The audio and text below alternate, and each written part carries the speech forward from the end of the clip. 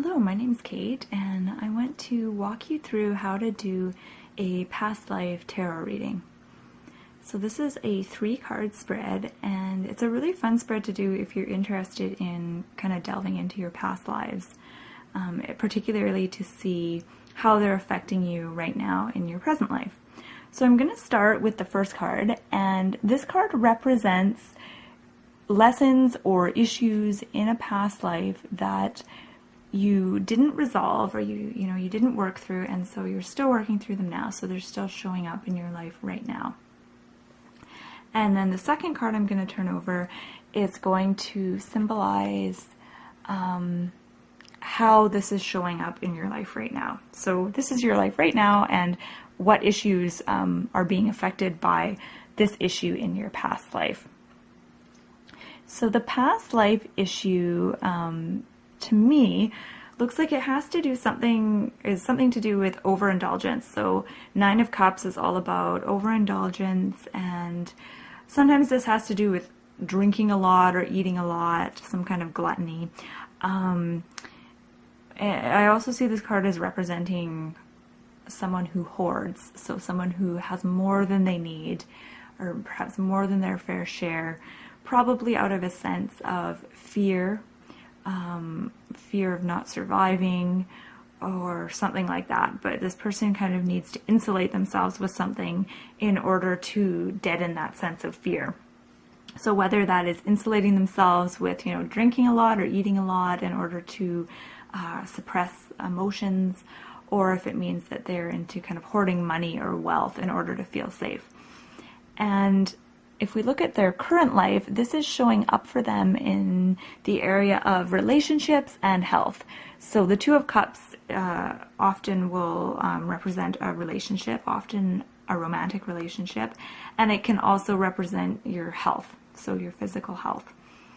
So we see how it can be quite obvious for this card to show up that way. So if someone, drinks a lot or overindulges, that could show up as a health issue, as well as affect their romantic relationships.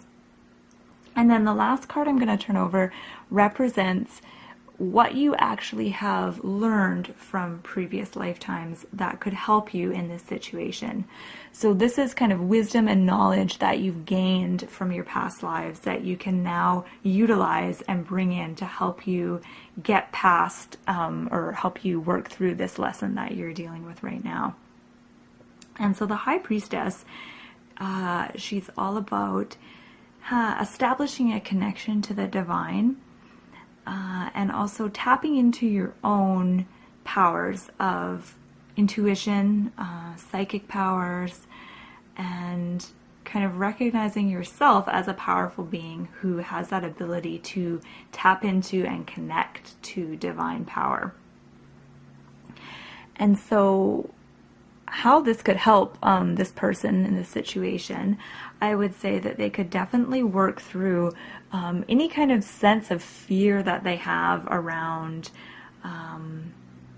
just around living life, any kinds of fears that they have. They could work through those fears using this energy of the High Priestess. So by tapping into their higher power or their higher self, and establishing a really strong kind of sense of their own spirit or their own soul, they could definitely overcome and transcend the insecurities that this card represents.